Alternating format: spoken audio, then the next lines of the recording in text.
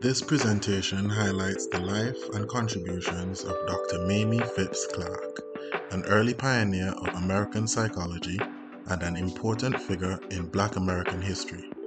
At the end of this presentation, I hope you will find an interest in and appreciation for her life and work.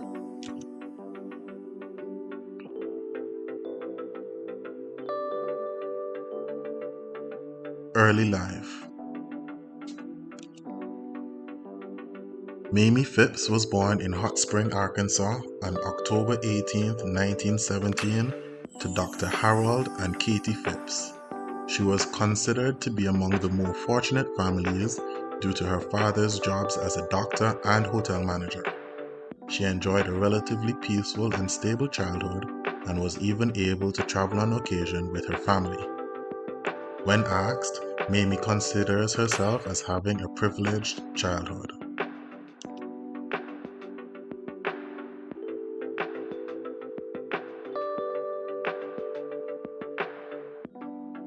Family history. Mamie's father was born on the Caribbean island of St. Kitts before moving to the United States. He later became a doctor and hotel manager to provide for his young family. Mamie's mother, Katie, was a homemaker and helped her husband in the running of his practice. Her younger brother, also called Harold, grew up to become a dentist.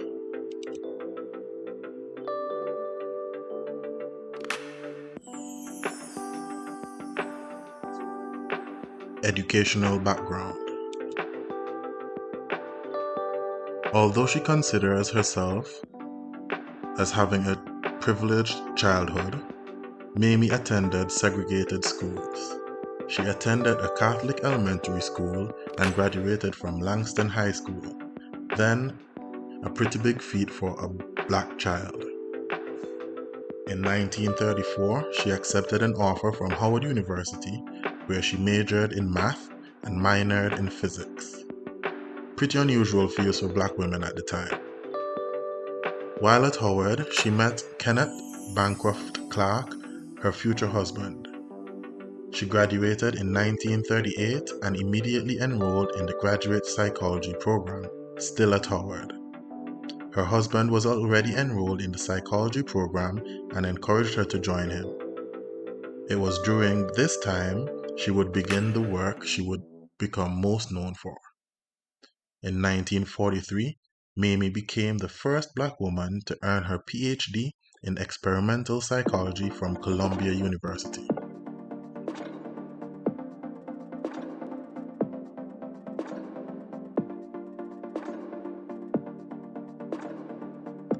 Personal life. In 1937, while at Howard University, Mamie eloped with Kenneth, as her parents were not ready for her to marry and were not supportive of the decision. Together, they had two children, Kate and Hilton.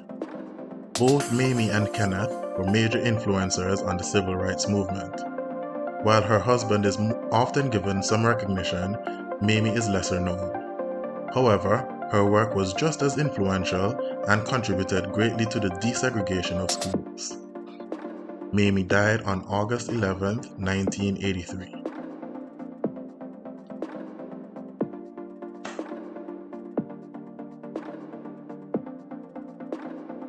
Here we have a picture of Kenneth and Mamie.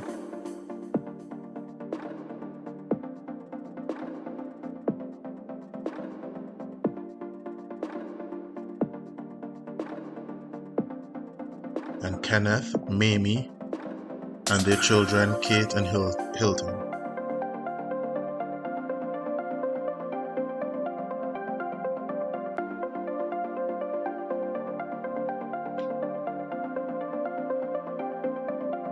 Cultural landscape. The cultural landscape into which Mamie was born was one rife with social ills. The Great Depression, racism, and the systems of patriarchy were just some of the issues prevalent during Mamie's upbringing. As mentioned earlier, Mamie attended segregated schools, and her experiences no doubt shaped her later research interests.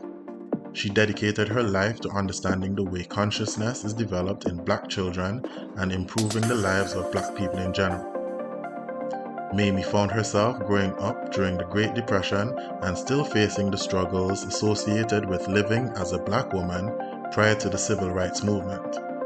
Perhaps it is with these very struggles in mind that she dedicated her life to improving the lives of others.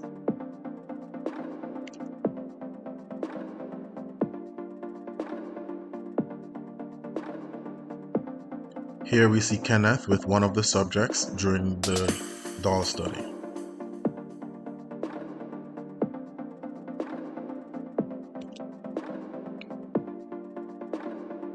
Mamie conducted her master's thesis entitled The Development of Consciousness of Self in Negro Preschool Children. After this, her husband joined her, and together they continued to investigate this topic. In their famous study, the Clarks presented to children aged 3 to 7 black and white dolls and asked them several questions. Show me the doll that you like best or that you'd like to play with. Show me the doll that is the nice doll. Show me the doll that looks bad. Show me the doll that looks like you, to include several others. The results indicated that there was a preference for the white doll and the positive attributes were associated with that white doll. The only difference between the dolls was skin color. The tests conducted by Mamie and her husband concluded that segregation had a negative impact on children.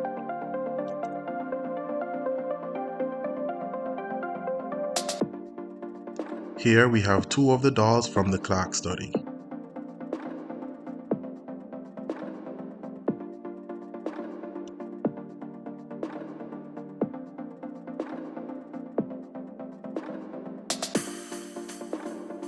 Major impact of the doll study. One of the major and long-lasting impacts of the study results from its use in the monumental Brown versus Board of Education case in 1952. Mamie's husband Kenneth was asked to appear before the U.S. Supreme Court. He presented the results of their study, and this was a major contributor to the desegregation of schools in the U.S.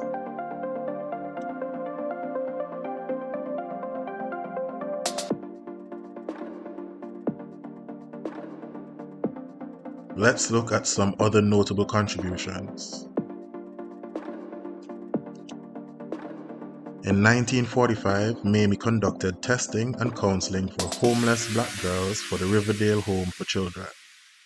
In 1946, Mamie and her husband opened the Northside Center for Childhood Development, the first center offering psychological services to Black children. This center is still in existence and operation today.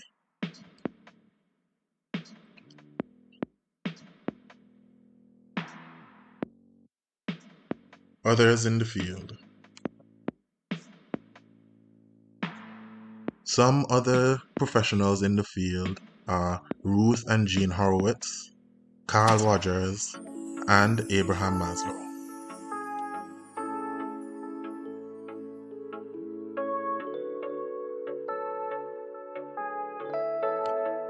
Ruth and Eugene Horowitz, they worked on ideas of self-esteem and self-concept and served as inspiration for Mamie. They used a test, now known as the Horowitz Faces Test, which Mamie adopted into her own doll study.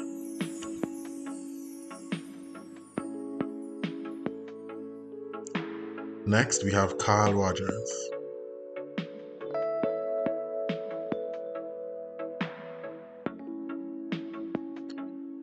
Another early pioneer in the field of development of self, he was also a pioneer of the humanistic movement.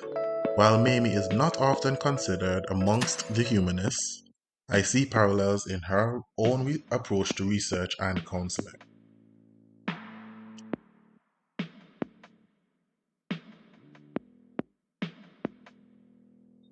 And finally, Abraham Maslow. In his description of human needs, Maslow accounts for self-esteem. He also defines self-actualization as becoming everything you can become, the goal of human existence. Mamie would probably argue that self-actualization is harder for Black people, if not impossible, due to segregation and the other social ills they faced at the time.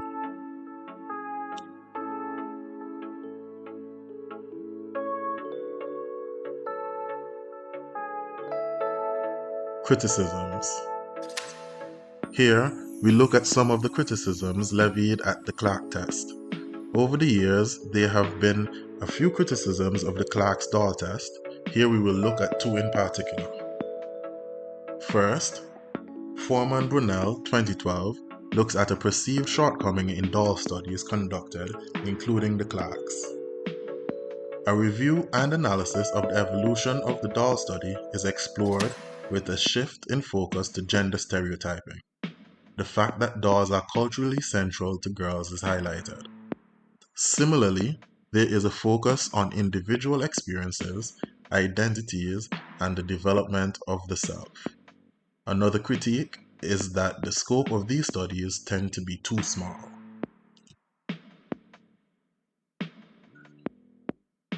Second, one of the main criticisms that has risen over the years is the difficulty in replicating the results.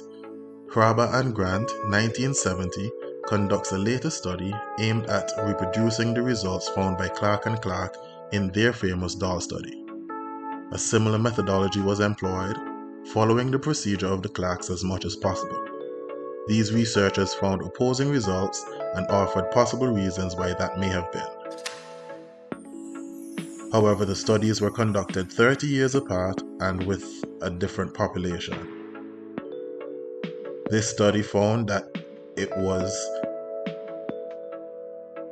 preferred by children to choose dolls of their own race.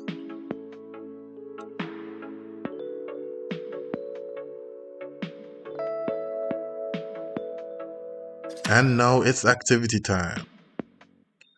So, get those art supplies ready. As you know, the cultural landscape in which Mamie Phipps Clark grew up played a major role in her endeavors. So, close your eyes, take a few deep breaths, then take a few minutes to really journey back through your own personal history. Now, using the artistic medium of your own choice, illustrate your relationship with your cultural landscape. How has this affected your own endeavors? Has it had a net positive or negative impact?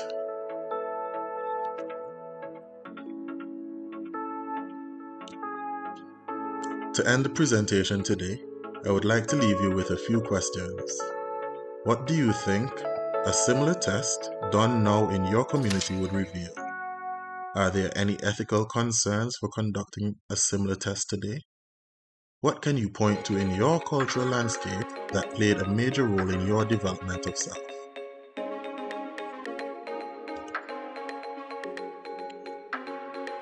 We have come to the end of my presentation, and thank you for taking the time out to watch this presentation. Although it only provides a cursory glance at the life and contributions of Dr. Mamie Phipps Clark, I hope that enough has been planted to encourage you to dig even deeper and help me to highlight her as a substantial contributor to psychological discourse.